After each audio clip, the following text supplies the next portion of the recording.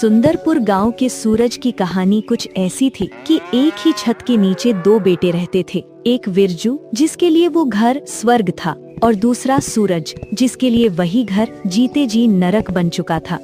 तपती धूप में सूरज पसीने से नहाया हुआ था। उसके कंधों पर हल रखा हुआ था। वो बैल की जगह खुद जुता हुआ था और हल खींच रहा था। उसकी सांसें उखड़ रही थीं। ठीक सामने पेड़ की ठंडी छांव में एक खटिया पर विरजू और पास में मंगू मामा बैठा हुआ था। अरे ओ सूरज, क्या हुआ बे? चाल धीमी पड़ गई। बैल मर गया तो क्या हम भूखे मरेंगे? चल जोर लगा। हैशा। अरे भांजे, ये सांड ऐसे नहीं चलेगा, इसे तो चाबुक चाहिए।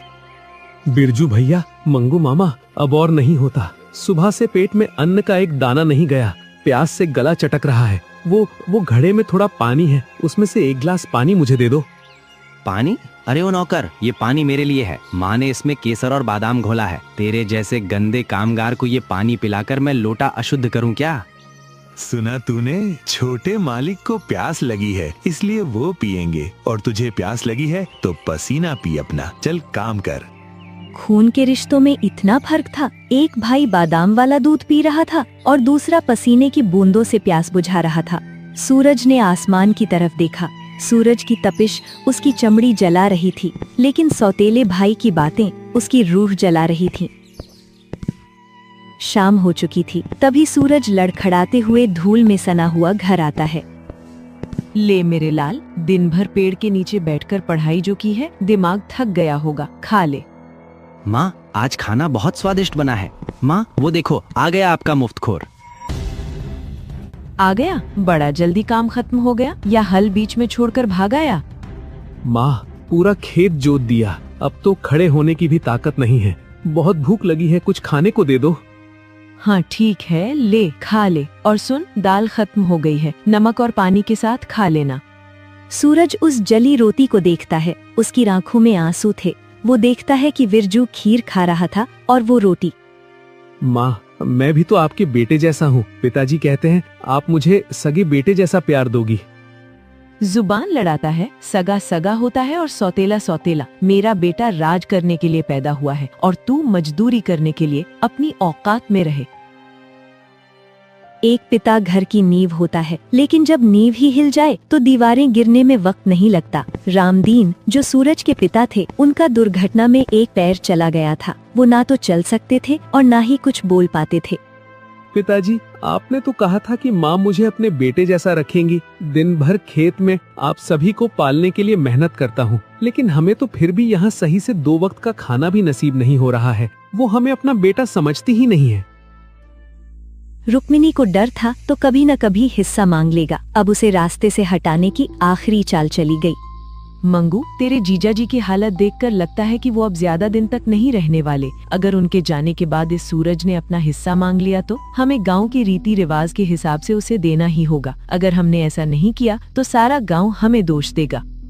जीजी, ये लौंडा बहुत ढीठ है। इतनी बेइज्जती खाकर भी घर नहीं छोड़ रहा।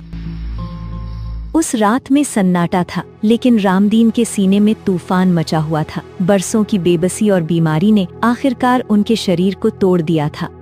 पिताजी आंखें खोलिए। आपको तो बहुत तेज बुखार है, शरीर आग की तरह तप रहा है। पिताजी, मैं अभी माँ से कहकर वैद्य जी को बुलवाता हूँ।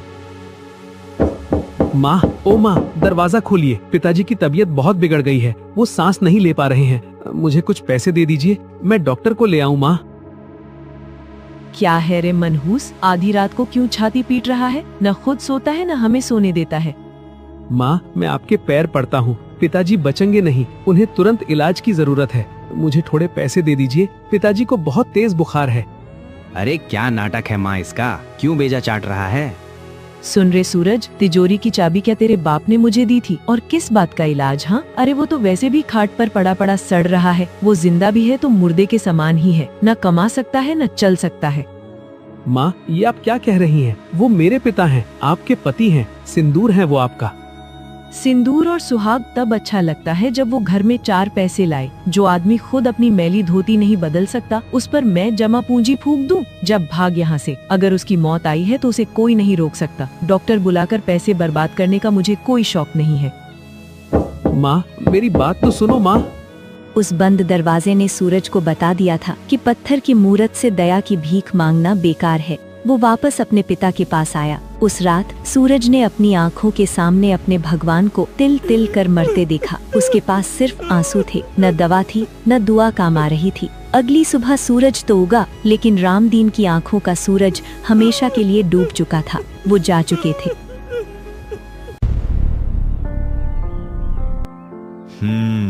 तो जीजी, क्रियाकर्म सब निपट गया। गांव वालों को खाना भी खिला दिया। अब घर का कुछ शुद्धिकरण करना पड़ेगा। सही कह रहे हो मामा। वैसे भी घर में राशन कम पड़ रहा है और खाने वाले मुंह ज्यादा हैं। माँ, मैं कल से खेत पर ज्यादा काम करूंगा। पिताजी नहीं रहे तो उनकी कमी मैं पूरी करूंगा। तू पूरी करेगा कमी? अरे ओ अभाग, जिस बाप के दम पर तू यहाँ टिका था वो तो गया। अब तेरा इस घर में क्या काम? माँ, ये मेरा भी तो घर है। तेरा घर? अरे विरजू, जरा कागज तो दिखा इसे। देख, पिताजी मरने से पहले सब कुछ माँ के नाम कर गए हैं और माँ चाहती है कि तू अब यहाँ ना रहे। तू पनौती है, पनौती। सीधी बात ये है सूरज कि अब मैं तेरा मनहूस चेहरा नहीं देखना चाहती। निकल जा मेरे घर से इसी वक्त। माँ, मैं कहाँ जाऊंगा? मेरे पास न पैसा है न कोई ठिकाना। कम से कम मुझे नौकर समझकर ही एक कोने में पड़े रहने दो।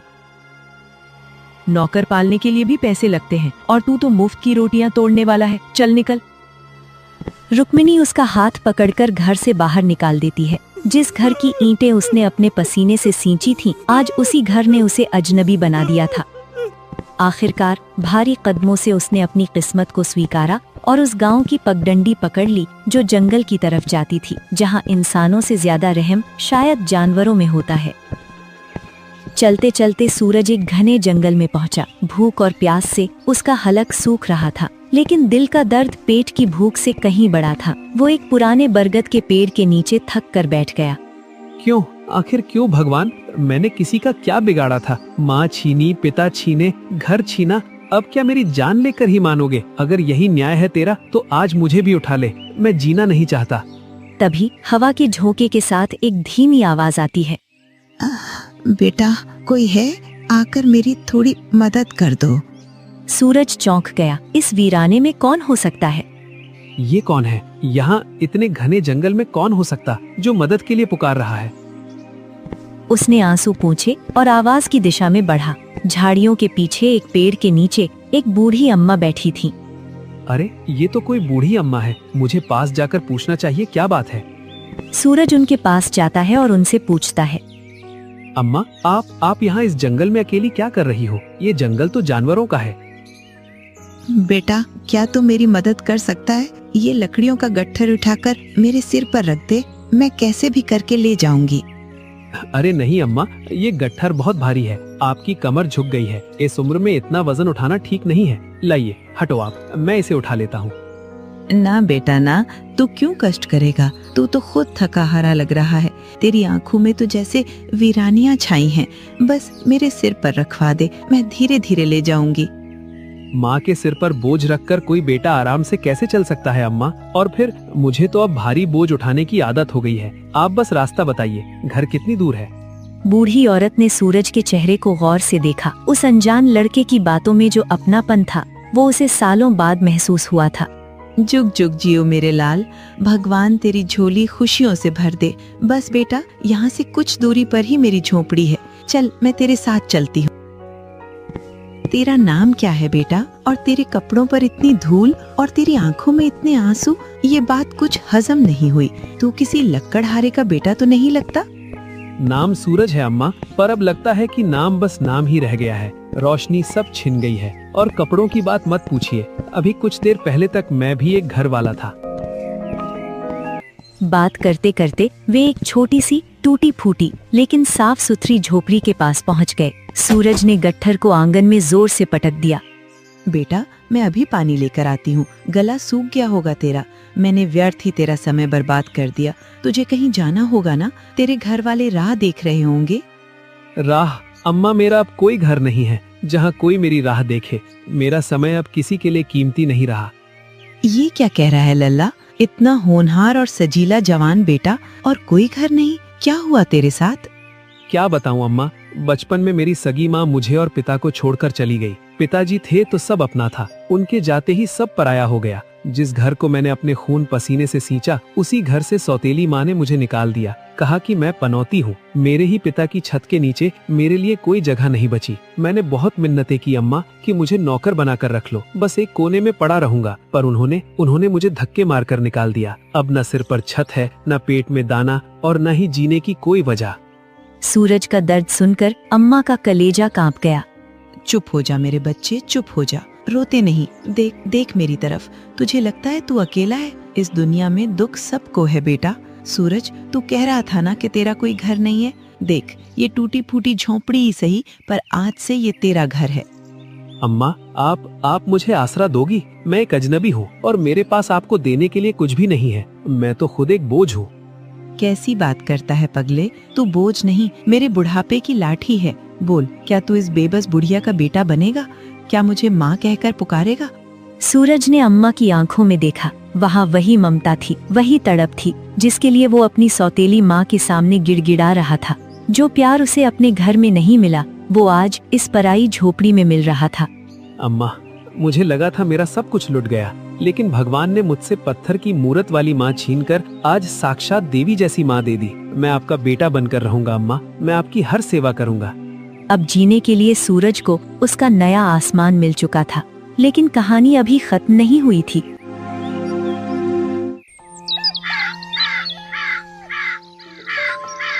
अगली सुबह सूरज की आंखों में एक नई उम्मीद थी। उसे अब सिर्फ अपने लिए नहीं, बल्कि उस बूढ़ी माँ के लिए भी जीना था, जिसने उसे आसरा दिया था। वो काम की तलाश में गांव के सबसे बड़े और खूंखार जमींदार ठाकुर गजेंद्र सिंह की हवेली पहुंचा। पास में उसका चालाक चमचा कल्लू कालिया खड़ा था। राम राम मालिक, मैं परदेसी हूँ, काम की तलाश में आया हूँ। अगर आपके खेतों में कोई मजदूरी मिल जाती तो बड़ी कृपा होती। परदेसी? हम बाहर के लोगों को तो काम देते नहीं, तुझे क्यों दे? शक्ल से तो तू चोर उचक्का लगता है। निकल जा यहाँ से, हमारे पास फालतू लोगों के लिए कोई जगह नहीं है।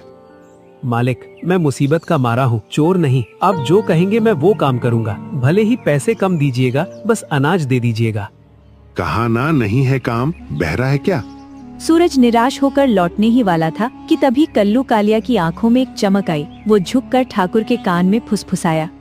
अरे सरकार, जाने मत दीजिए, रुकिए। मालिक, वो काली टेकरी वाली बंजर जमीन याद है, जहाँ पत्थर के सिवा कुछ नहीं उगता? हम बरसों से उसे आबाद करने की सोच रहे हैं, पर मजदूरी के डर से कोई तैयार नहीं होता। इस परदेसी को वहाँ झोंक देते हैं। लेकिन कल्लू, वहाँ तो घास भी नहीं उगती, ये क्या कर लेगा?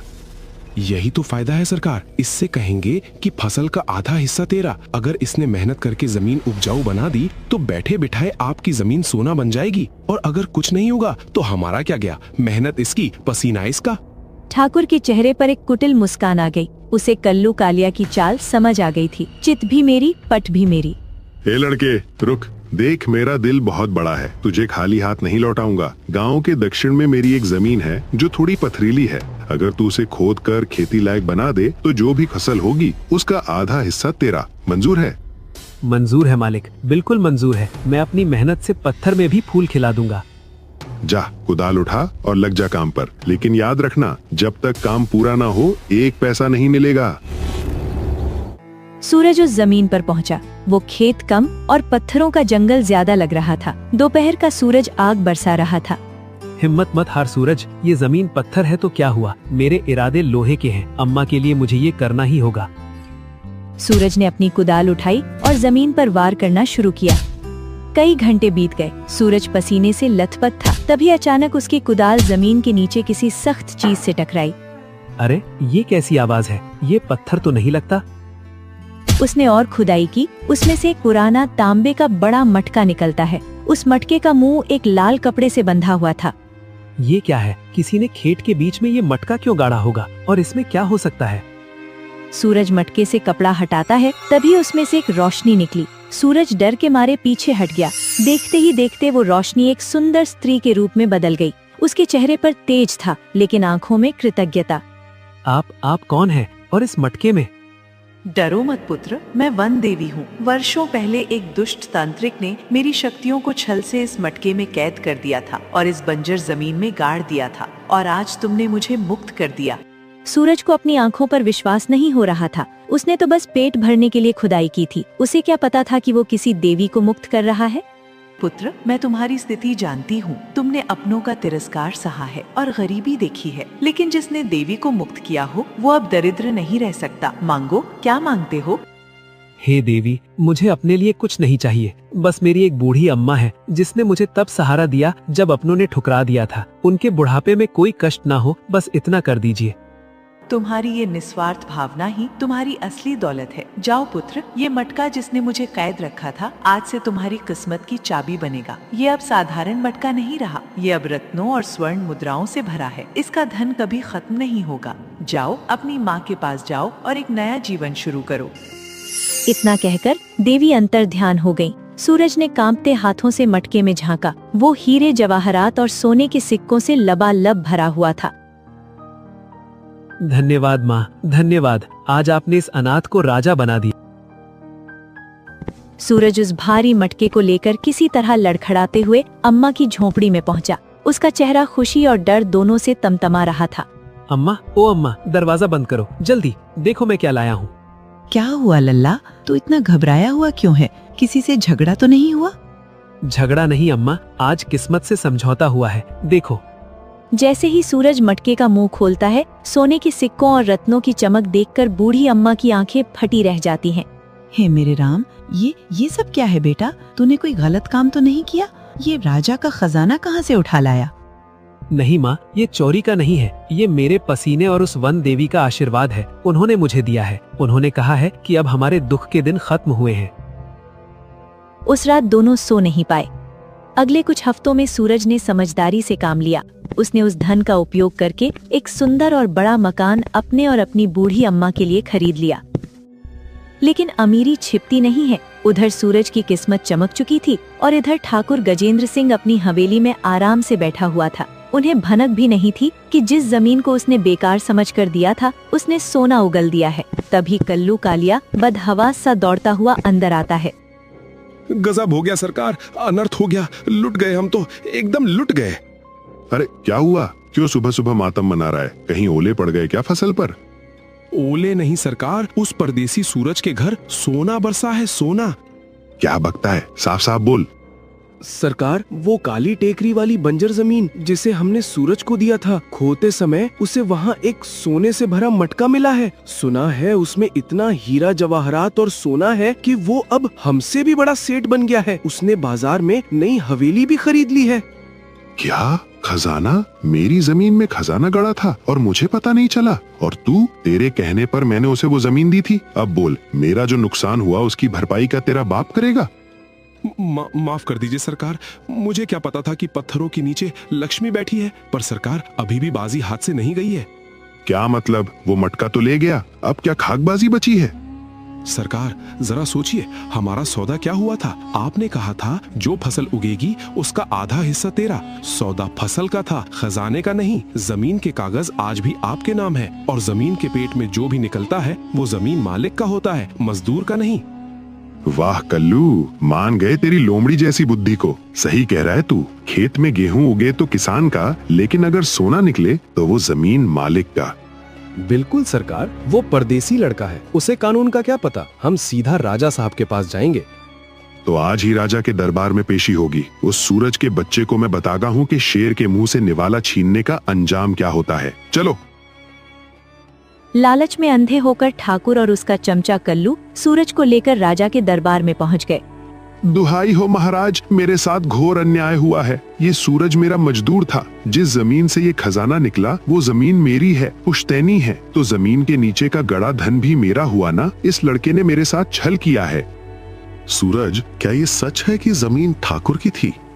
जी महाराज, जमीन इन्हीं की थी, लेकिन शर्त ये थी कि फसल का आधा हिस्सा मुझे मिलेगा। और महाराज, वो खजाना मुझे सीधे गड़ा हुआ नहीं मिला। मैंने वहाँ फसल उगाने के लिए खुदाई की थी, लेकिन तभी मुझे एक मटका मिला। जब मैंने उसे खोला तो उसमें से देवी निकली। मुझे ये धन उन्होंने मेरे परिश्रम और मेरी माँ की सेवा के लिए वरदान में दिया है। अगर मैं खुदाई ना करता तो ये धन अनंत काल तक मिट्टी में ही रहता।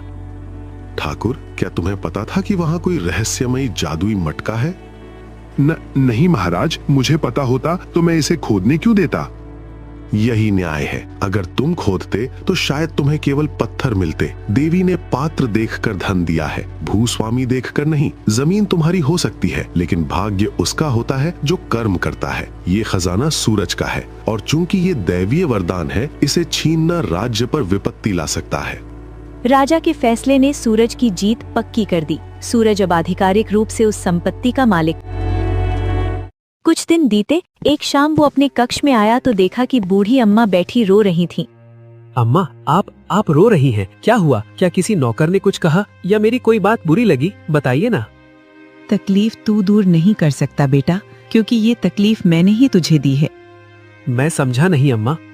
सूरज, तूने कभी पूछा नहीं कि मैं उस जंगल में अकेली क्यों थी? मेरा असली नाम क्या है? मेरे लिए आप बस मेरी माँ हैं। नाम से क्या फर्क पड़ता है? फर्क पड़ता है बेटा, बहुत फर्क पड़ता है। मैं कोई अनजान औरत नहीं हूँ।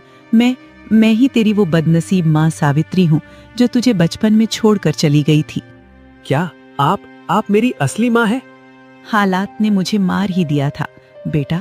जब तू छोटा था तो तेरे पिता की बीमारी और गरीबी ने हमें तोड़ दिया था। मैं काम की तलाश में शहर गई थी, लेकिन पीछे से लोगों ने खबर उड़ा दी कि मैं भाग गई। जब मैं 1 महीने बाद लौटी तो तेरे पिता दूसरी शादी कर चुके थे। ये दुख मैं सह नहीं पाई और वहां से यहाँ चली आई। नहीं माँ, मेरी सौतेली माँ ने मुझे घर से निकाला तो भगवान ने मुझे उसी रास्ते पर भेजा जहाँ आप थी। देखो, खून ने खून को कैसे पहचान लिया। हम अनजाने में ही सही मिल तो गए। बरसों की जुदाई आज आंसुओं में बह गई। हवेली में खुशियां तो थी, लेकिन अभी नियति का एक और खेल बाकी था। हटो यहाँ से, ये सेठ सूरज बाबू का घर है, कोई धर्मशाला नहीं। भागो यहाँ से, भिखारी कहीं के। ये शोर कैसा है? माँ, आप रुकिए, मैं देखता हूँ। सूरज बाहर आया। उसने देखा कि गेट पर 2 फटे हाल मैल कुचेल भिखारी खड़े हैं, एक औरत और एक जवान लड़का। सूरज ने उन्हें देखते ही पहचान लिया। रुक्मिणी काकी, बिरजू। दोनों चौंक कर देखते हैं। सूरज को रेशमी कपड़ों और सोने के गहनों में देखकर उनकी आंखें फटी रह जाती हैं। सूरज, तू यहाँ का मालिक है? हाँ काकी, ये वही पनौती सूरज है जिसे तुमने धक्के मारकर निकाला था। लेकिन तुम्हारी ये हालत कैसे हुई? और मंगू मामा कहाँ है? वो तो कहते थे ये सब उनका है। भैया मुझे माफ कर दो। वो मंगू मामा सगा नहीं, सांप था। उसने पिताजी की वसीयत में हेरा फेरी करके सारी जमीन जायदाद अपने नाम करवा ली और फिर हमें लात मारकर घर से निकाल दिया, ठीक वैसे ही जैसे हमने तुम्हें निकाला था। ये मेरे कर्मों की सजा है सूरज। मैंने तेरे साथ जो किया, भगवान ने वही मेरे साथ किया। मेरा सगा बेटा आज भिखारी है और सौतेला बेटा राजा है। मुझे माफ कर दे या धक्के मारकर निकाल दे, अब यही मेरी किस्मत है। सूरज के पास अब बदला लेने का पूरा मौका था। वो उन्हें धक्के मरवा सकता था, लेकिन उसने अपनी माँ की तरफ देखा, जो अब दरवाजे पर खड़ी थी। काकी, मैं रुक्मिणी का बेटा नहीं, सावित्री का बेटा हूँ, और मेरी माँ ने मुझे किसी को भूखा रखना नहीं सिखाया। सूरज, तू मुझे माफ कर रहा है?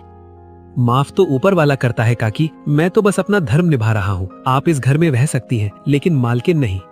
सुंदरपुर की कहानी ने अपना चक्र पूरा कर लिया था। जिसने दूसरों का हक छीना वो सड़क पर आ गया, और जिसने सब कुछ खोकर भी नेकी नहीं छोड़ी वो महलों का राजा बन गया। वक्त से बड़ा कोई न्यायाधीश नहीं होता।